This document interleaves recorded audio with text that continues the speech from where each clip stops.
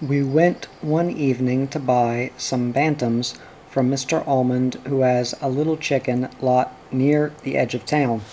As we walked out to his coops, Dick carrying a flashlight for him, Mr. Almond said enthusiastically, "I'm going to tell you something. They're nice." They were nice. Dick lifted one little yellow hen out of the coop. She had been asleep, but now she sat gently on his hand, bothered somewhat by the flashlight's beam. "I picked these out for you from a flock of 40, Mr. Almond went on happily. "I'm going to tell you something. They're dolls." We went on to another coop. Every time he began a sentence with this happy preface, I expected the revelation of some great basic poultry truth. Mr. Almond does know bantams. As he told us he did, so does Dick. He also knows what bantams he wants. He wanted 7. Mr. Almond wanted him to take all of them. "I'm going to tell you something," said Mr. Almond. "You need 'em." "I don't want so many white ones. I like the colors," answered Dick gently, lifting out a little red and gold hen. I wondered why Mr. Almond didn't begin to see the light, but the sparring went on while we chose and sacked 7 hens, and Dick paid for them. At the last, when we were sitting in the car with the window rolled down, Mr. Almond leaned against the frame and said, "I'm going to tell you something. They're nice, and you're here and you need 'em. Take 'em all." I wanted to lean forward and say, "I'm going to tell you something." When he doesn't say anything, it means you've lost the argument. But Dick thanked him and drove away. "I can't shut the white bantam keep rooster up with the rest of the flock now," Dick said one April evening. "The other will kill him. But if I shut him outside, something else will get him. Something has been snatching at the geese. I saw feathers where it almost got one. A fox could be, or something smaller maybe. This is the time of year when the small predators are getting ready to breed. They're hungry and need more feed than in winter. Romance and danger in the poultry yard are equally signs of spring." Before we got the bantam hens, the 2 roosters had been like Damon and Pythias. The evening Dick brought home 7 little hens, marked the end of this fraternal dream. After that, Damon and Pythias still saw eye to eye, but only in combat. The war went on between them inconclusively, first one winning and then the other, and hope springing eternal and misleading from day to day. One morning I saw whence came the hope. The white rooster came past the house walking cautiously, head bloody but unbowed, because if he had bowed it he would have been totally unable to see, with his swollen, almost closed eyes, where he was going. His feathers were shadowy with blood and mud. Bedraggled and shamed, he had only a vestige of determination left. As he passed the lilac bush, one little white hen came running behind him. She was small, and she was only one, but she was faithful. She was just enough to keep a vestigial ambition alive, and the war reflammable. There is another less romantic but equally dependable sign of spring on the farm, and I observed it later that morning. A robin ran along the edge of the yard, looking sleek and carefree, while I, earthbound, paused at the door to envy him his wings. While I watched, suddenly he stopped, lifted one wing, and gave his whole effort to scratching his underside with his long beak. To itch like that and to be able to scratch is obviously greater bliss than to be able to fly. It was spring in the barn lot, too, and Dick called me out to watch the new calf run in the lot beside the barn. This was the first calf from the new white shorthorn bull. She was a pretty little thing, blocky, alert, brown-red, with a nice sprinkling of white over her shoulders, enough to call roan and to remind me of the way red-brown clay looks when it is mellowed, filled with frost, and crunchy dry on late spring mornings. The calf ran vigorously, for the pure joy of running, as new calves always do the first time they are let out of the barn and discover the joy of outdoors. Finally she stopped and stood at the fence, licking the post, the wire, the ground, inquisitively, getting acquainted with everything. The mother is shaggy, red winter coat, was aware of us watching her calf. She ate with enjoyment, but watchfully, and she itched. She reached back along her shaggy-covered flanks and licked her coat. A dog bites his itch or combs it with a claw-endowed foot, but a cow merely unfurls a long, rough tongue and applies its brush power. With it she can reach most of her far-distant places. What the tongue cannot subdue she consigns to post, tree, wire fence, or wheat drill, or anything left where she can rub against it. Looking past, beyond, and around her, I saw that all over the pasture cattle were licking rubbing. Even those lying on the ground were rubbing the sides of their heads against the high, tough crowns of last summer's orchard grass. All winter the chaff, dust, seeds, and debris had lodged in their coats, held there by the same protecting oils that kept their inner skin waterproof and insulated. Now that the roots of new hair were beginning to push out, the cattle were overtaken by a tremendous, blissful itch, by which nature helps accomplish their shedding. Spring was bound to be just around the corner of the barn, against which another cow was rubbing, ecstatically rubbing. They were becoming a nuisance to him, and besides, foxes were catching some. So Mr. Bowman, Monroe County Soil Conservationist Emeritus, gave us 3 Pilgrim geese, Priscilla, Miles Standish, and John Alden. Pilgrim ganders are always white, the females gray. At first they lived in triumvirate harmony. Then romance struck, and John Alden incestuously took his mother, Priscilla, to wife, and ostracized the older gander, who thereafter walked alone in dignity, pretending to be merely thoughtful and to prefer solitude. Presently a sad peace was accomplished between the 2 ganders. A fox caught Priscilla. It was the thinnest, mangiest fox I ever saw, angrily declared Dick, who had discovered it crouching under the henhouse and shot it.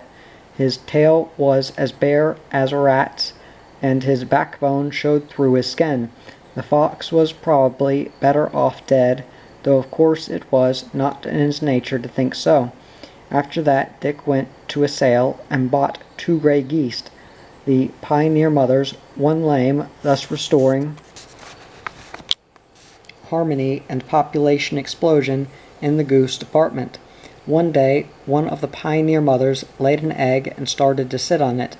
The flock then turned against their former neighbors, the ponies, cattle, bantams, and people, whenever anyone went near the tool shed where the nest was. All the geese ran forward, hissing, heads lowered, and threatening to protect the sitter. When the sitter left the nest for her daily exercise, she covered the eggs with loose straw. Eventually she hatched 8 dusky gold gooselings, and all the flock assigned themselves to protect them. At night they gathered around the second goose, by that time sitting on her own nest. After a few nights of such companionship, she decided a share of the gooselings belonged to her, and so abandoned her sitting. The clan instinct is strong in geese, so is the sense of authority. They elected themselves ruler over the young white bull, and made a practice of nipping him smartly in the flank. when Dick let him out of his stall into the open lot. He was afraid of them and sometimes fled, scuttling back into the security of his stall. But one day, I don't know why, he suddenly turned and showed them his horns, and after that they left him alone, as if they failed to see him. The pilgrims are dirty in the barn and cluttery in the lot where they shed feathers, and beautiful on the pond where they swim majestically. We like them partly for the animation they give the farm and the humor, but also for their beauty. When they fly, they are magnificent, wide, strong wings, outspread, shining in the sun. The trouble is they fly only when they want to. One day my sister Nina was here, who says I have to come once in a while to get my feet on the ground. But actually we love and need her, and she loves us. It was a difficult day, and we were walking over the farm for comfort's sake. I wanted the geese to show her how beautiful they are in flight, but they would not oblige. We chased them. They ran into the fence corner, where the gate has wide slots between its boards, but they would not rise and fly over. They tried to squeeze between the boards, and so we were able to catch Miles Standish and stroke him.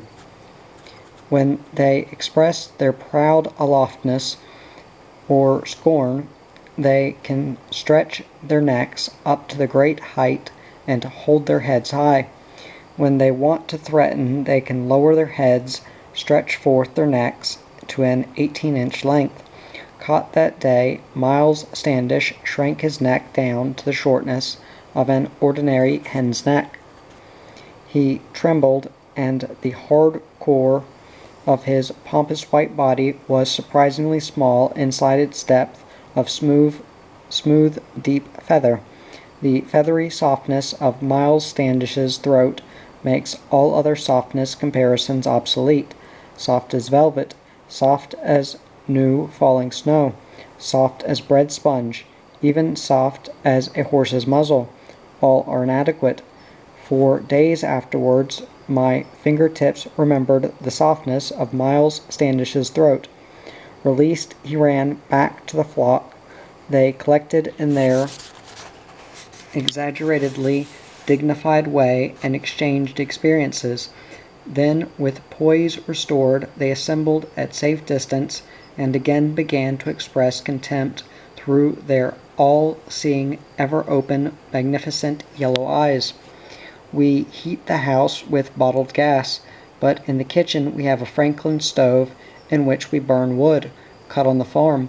It is a luxury, just as homemade bread, which used to be everyday farm fare, is a luxury now wherever it is found.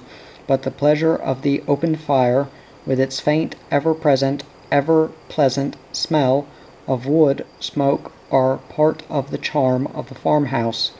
We eat in the kitchen in winter, except occasionally, and the drop-leaf cherry table, covered with a red and white checked cloth, drawn up near the open fire, creates a sense of leisure.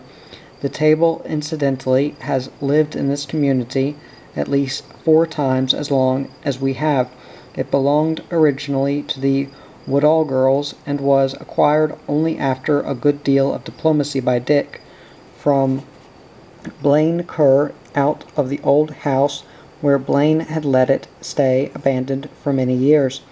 The kitchen stove produces ashes, and taking these out to throw away, I have a feeling I ought to apologize to Benny's mother, whose brick house stood out in the yard by the cistern many years before Benny built the one we live in, moving the old Wampler one-room schoolhouse down from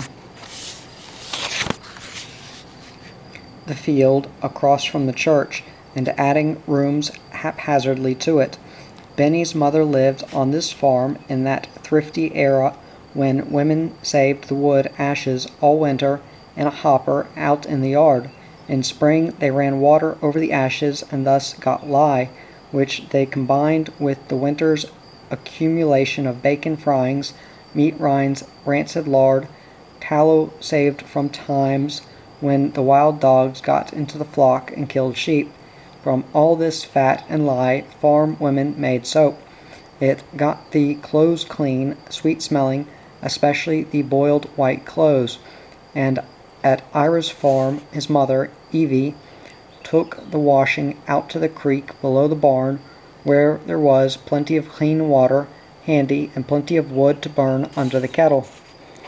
In our convenient era of detergents that pollute the streams and sometimes emit thick heads of foam out of city water taps into the drinking glasses, nobody wants to make lye soap. Few people even want to use it, even if they can get it. You can always buy it as a novelty at such places as the farmers market on the courthouse square at Roxville during the October Covered Bridge Festival there. And I buy it there for Dick. He likes to wash his face and hands with it. Few people have time to make it. Time is more valuable than it used to be, and nobody seems to have 24 hours of it in a day anymore. In the earlier farming era, the waste of one process was the foundation of a new product, as it is in the natural world. Farm women dyed the family's worn-out garments and tore them up into carpet rags from which to weave or braid bright new floor coverings. The scraps of new homemade garments were pieced into quilts. It was time-using and could have been tedious. It was creative art, relaxing and sustaining. Surplus apples were made into cider or apple butter or dried. Surplus cider turned into vinegar in a big barrel. Surplus milk was made into cottage cheese. Farming, an accumulative process, is essentially based on a policy of conservation. But in the beginning, pioneer farms were created by a waste of forest that now seems appalling. The policy of thrift is not practical, nor much practiced anymore. Waste is a calculated part of today's progressive economy, and there is a frightening amount of it as a daily part of the simplest frugal living. Waste keeps everybody busy, it makes jobs, it uses up time, it creates markets for products, it also uses up our natural resources, land, water, minerals, wildlife, far too fast. It keeps jobs for people so that everyone can live well and pay taxes and help support everyone else. And nobody has time to use waste or buy products, except perhaps farmers who still haul manure out to their fields, regardless of how much commercial fertilizer they buy. Still, thrift was a good policy, and man should delve more deeply into its possibilities and learn how nature, apparently madly extravagant, is at heart almost penurious in her thriftiness, and in the long run, note well, nature wins. If the time should ever come when farming is no longer essential for feeding people, the metaphor it has given the language will probably immortalize it to the society of humankind. The ordinary language of farmers, often ungrammatical, is just as often deeply poetic. The expression came to me suddenly in a time of great need, Dick said. It was that spring Clint had been so sick, so long, all winter actually. Of course he was old and knew he wasn't going to get well, and we all knew it too. But Egli and Carr and the family couldn't bear to talk about it. Clint had been talking to me. I had gone that night to sit up with him. You remember how we all did that for weeks, and for Uncle Bent later too. And he had been talking about Egli and the farm and what would happen to them when he died. So I said to him, and I don't know how I happened to think of it, Clint, you can't die now, we've wintered you. He just opened his mouth and laughed and laughed. You remember how blue his eyes were, and that was the end of that gloomy talk. When I came home early that morning, he was feeling pretty good. From radio and TV news, it seemed obvious that the affairs of man, large-brained, fire-wielding newcomer to Earth, were in a crisis.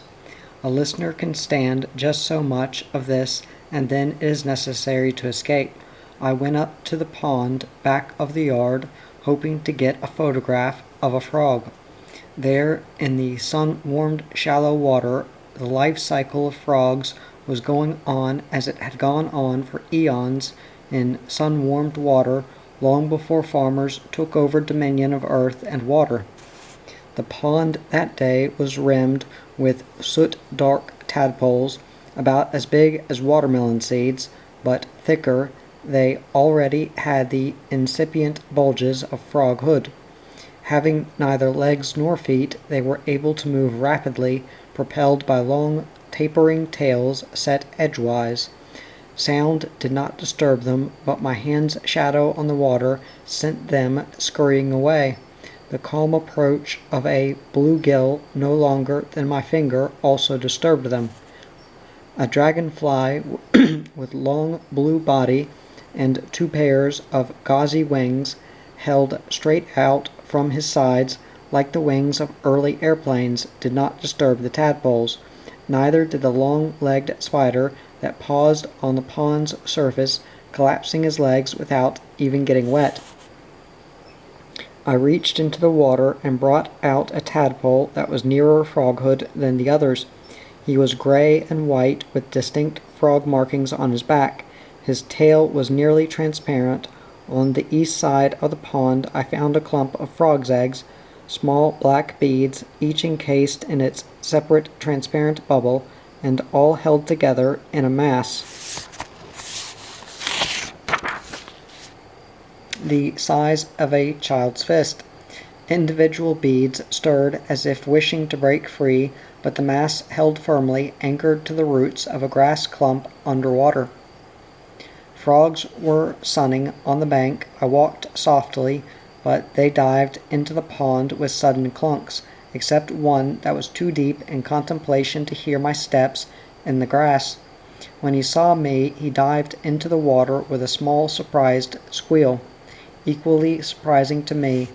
Camera in hand, I stepped softly and searched intently, but when I had the light properly in back of me, I was never able to get near enough for a photograph. Wild creatures instinctively know about the use of light angles and shadow concealment. Their survival depends on knowing it. If all the pond's tadpoles lived to become frogs, there would be far too many for this pond, probably for all the ponds in this county. Many will be eaten by bass and bluegill and the turtle that we suspect lives in this pond. It is their assignment. It is why nature produces such lavishness of tadpole. But nature will also make sure enough survive to keep the race of frog going. That also is their assignment. Thinking these thoughts, I walked on to the dead elm beyond the pond, noting that a grackle has taken over the flicker's nest there. In the natural world, life is a ceaseless process of invasion and resistance. Survival is a point of balance somewhere in between. But where and how, I wondered suddenly, is this generation of man comparable to the tadpole or to the frog? Opportunity knocks more than once, but when it knocks with a tractor, once is all you need. Dick offered to bring the tractor and break the garden before he went down to Ira's to drill grass seed. We were going to disc the surface and not plow it. It will take me 5 minutes to get there with the disc, he said. Then you come out and tell me exactly how you want it done. The garden is a small area of the raspberry patch and always embarrassingly identifiable by the weeds that overtake it, but it is essential. No matter how many luxuries a farm woman may have, her life is never whole without at least a small garden. The saving of human energy by use of machinery is never more apparent than when a farmer breaks the garden. He used to plow it with 1 horse and a walking plow, and afterward harrow or drag and roll it. Now he can go in with a tractor and disc, choosing a time when the soil is at perfect state of moisture, friability, and mellowness, and warmed thoroughness. He can cut it up 3 times in less time than his wife can locate a hoe and rake and her packet of seeds. The disc cuts up and covers tender new weeds, but a little disking is enough. The disc is the most dangerous tool on this place. Dick says it can ruin the soil texture. I watched him deftly turn the tractor around in the little garden space. When he finished, the soil was dark brown, fine and fragrant to a shallow depth, just right to plant in. "Goodbye," he said, sitting on the tractor seat. Gratefully, I kissed him goodbye. It had been exactly 30 minutes from the time he got up from his noon nap to the time he had pulled out of the garden, detached the disc, backed the tractor up to the wheat drill and wagon so I could drop in the coupling pin, and was starting down to Ira's field. The grass seed and fertilizer were in the wagon behind the wheat drill. This is indeed the golden age of farming. Invariably weeds overtake my garden before I get out all the crop, but I love it just the same. I love it on the day when the earth is prepared and I can take off my shoes and walk barefooted on the fresh, moist, sun-warmed soil. I love it when I put my shoes back on and begin to work, marking off rows and putting in seeds, and almost forgetting to stop in time to start supper. I love it when the first bean sprouts appear, the little bowed green heads first, then the 2 little green hands held up above the face. A garden makes me feel useful, poetic, comforted, overworked, justified for living, luxurious. I always promise to be faithful to this one, but every year the weeds are more faithful than I. After all, they have nothing else to do, of course. Once every summer I pull them all, but weeds can work full-time at regrowing, and I cannot work full-time at destroying them. The way weeds can come on in the late days of August and make a complete life cycle before frost is as comforting as it is astonishing. In this survival-conscious civilization, it is comforting evidence of Earth's ability to adjust itself to what it has. A plant that can use 3 months growing time, if it has it, or can encapsulate its harvest into 5 weeks if it has to, is likely to be able to make a foothold against other odds if necessary, and could probably prevent Earth's denudement, for which all gardeners should give thanks to weeds. Besides, such is the generosity of nature that even with the weeds we always have enough of the importancies: green beans, onions, radishes, green peppers, tomatoes, cucumbers, squash, dill, and cress, and sweet corn. The chief harvest of my garden for me personally is the therapy of working in it, and the acquaintance of my neighbors from the natural world that I meet there. One April afternoon, having a grief to deal with, I went about it as farm women have always done, working outside. Fortunately, the yard was in extreme need of raking, grass trimming, lilac pruning, stick gathering, iron chair moving. Some blocks in the walk to the barn needed releveling. This walk is built of old silo blocks. When the children were little, they hid treasure, bits of colored glass, marble, stones, under certain of the blocks, and honored me by telling me the numbers under which the treasures would be found. Turning up a block that day to level it, I found 3 blue and white glass marbles. The vegetable garden invited me to plant the radishes. There were horseweeds to be pulled out of the strawberry patch, and the rhubarb needed to be dug around and fertilized with barnyard gold. This cooperation of the farm in time of human need adds greatly to its value per acre. Even your private vegetable garden is a public spot and there you meet such interesting characters as I discovered at a later time in the season. All around me great numbers of insects were working out their problems, having survived the winter either as individuals or as eggs laid last summer by parents that paid no further attention to them, that did not survive the winter nor expect to. There were monarch and viceroy butterflies, looking much alike, but not enough ever to convince me that viceroy is able consciously to imitate the monarchs for survival's sake. There were dusky swallowtails, mosaic bright checker spots fluttering around, the deep-throated small flowers of lavender, sweet rocket that had spread too abundantly all over the garden and yard. Most butterflies tarried heartily long enough for a real sip, but a hummingbird moth lingered thirstily over one after another. It was about the size and shape of a bumblebee, with a slightly squared head, but its gold and black were less velvety than the bumblebee's luxurious colors. The moss-tapering body ended in what resembled a flounce on a long, narrow skirt. Its gauzy wings vibrated constantly, held the body suspended between two blurs. The real hummingbirds always come elegantly to sip from the flowers of Althea in July. I took up some sweet rocket plants to transplant experimentally into the narrow, shady space north of the porch step, a place that has never accepted any plant with much grace.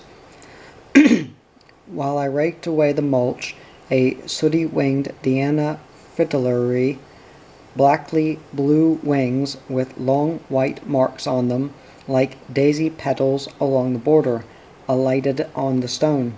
She stayed there a generous length of time, opening and closing her wings against each other, like the covers of a book being blown open and shut. The underside of the book covers were marked with orange and brown spots. When the book covers were closed, the book was harp-shaped. Hers may have been a music book.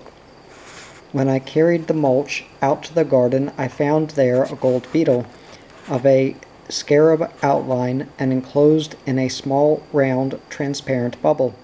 It was resting on a heart-shaped wild sweet potato vine leaf, unwelcome in the garden, but rampant there just the same, and a beautiful leaf.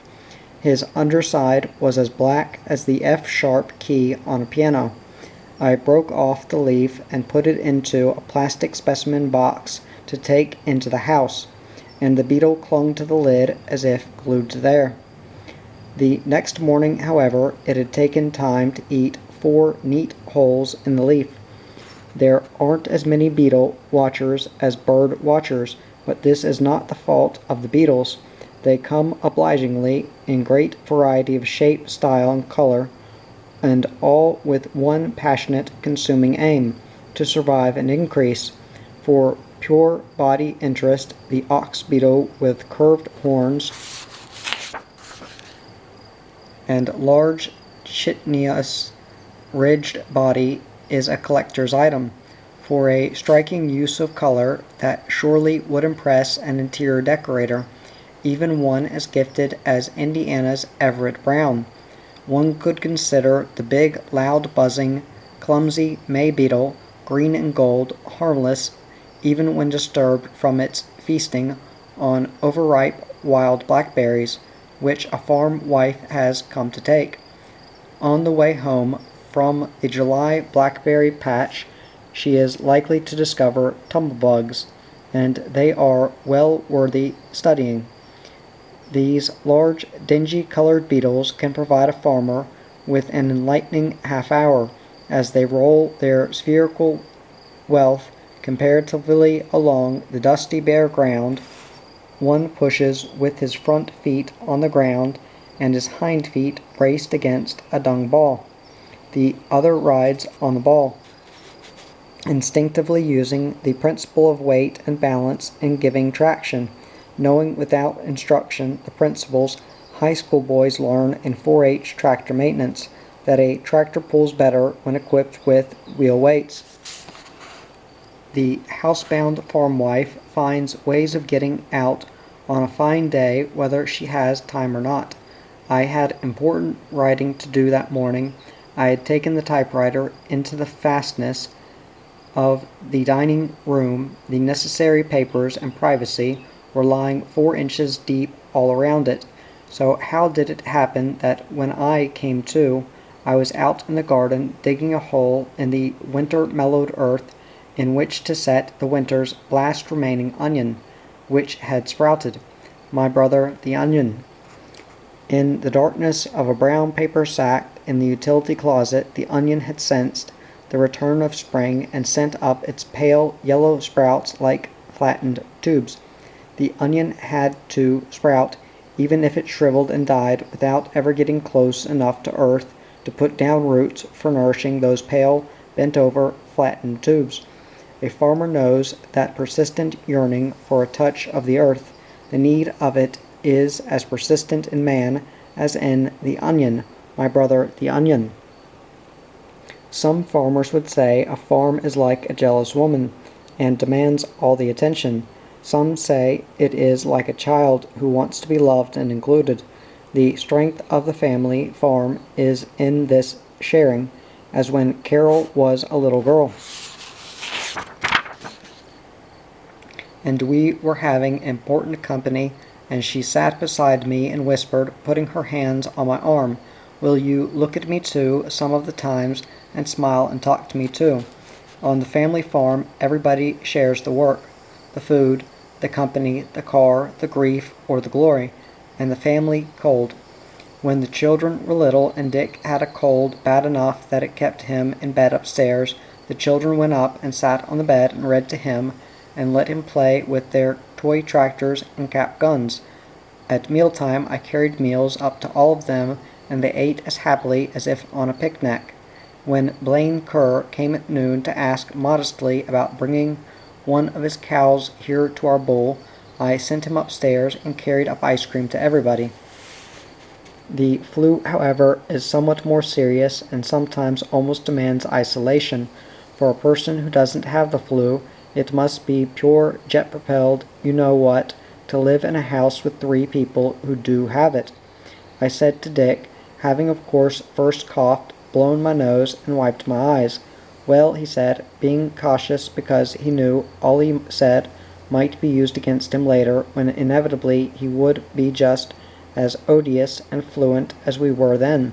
Considering how much the American family life is spent with colds and flu, I went on, every house plan ought to include a coughing room, where a person could go in privacy to cough and blow his nose and sneeze. "I think probably you're right," he said, thinking probably of the blessed barn to which he could soon escape, for while it is true that cattle do cough, a mild, elegant belch that brings up stored grass from one of the cow's 3 stomachs to be chewed again before being swallowed down into another. And they also bawl and snort and bellow and kick and butt and horn, and sometimes even mash a farmer against the wall if he gets in their way, and also they like to block the way to the water trough or feedway. They do not clear their heads. They have subtle ways of harassment, but they do not blow their noses, nor ever grab a cleaning tissue and stand with eyes ecstatically narrowed to mere slits, mouth half open, inviting the dynamic explosion of a sneeze that will transform a bystander temporarily into an errant missile. "Well," said Dick tolerantly, being now coated and capped and almost ready to leave, "I think maybe all this bull-heaving is unnecessary." "What is bull-heaving?" I asked, and at once we were nostalgically back in the horsepower days of farming, when farmers were known by the idiosyncrasies their horses kept. "It is an expression of frustration," happily explained Dick. "Horses suffer from frustration the same as people. When a horse is kept stall-tied instead of standing loose or running free in the pasture, he gets bored. Sometimes he pulls back and sucks air into his stomach and roars and pumps and pulls his stomach in and out. It sounded like a horse's idea of doing push-ups, I thought. Dick tied a final string around his waist for warmth's sake. "It's not the ordinary heaves," he said. "Charlie used to have heaves. I always thought that was caused by scar tissue on the lungs, but now we had both forgotten the coughing and head clearing coming steadily from both upstairs bedrooms. There were cribbers too," Dick continued, "and the weavers. Bo used to have a weaver. That's one that just stands in the stall and weaves back and forth, back and forth." He began to demonstrate as he talked. I had never seen him attempt to twist before, especially when swathed in winter coats. I was so fascinated I just stood there and forgot to finish my sneeze. Land is a living, breathing, changing personality. It is restless, seemingly fragile, yet surprisingly tenacious. When it speaks violently, as in an earthquake, everybody has to take notice, but much of the time it shows its restlessness in small ways. After a rainy April night, I noticed that where moles had tunneled through the yard under the sod, the tunnel had acted almost like a water pipe. The loosened earth had been washed out by the night's rain and into the driveway, and there caught by stones and held at the first level. But that much soil had got that far in its restless way toward a river, a sea, or other distant place.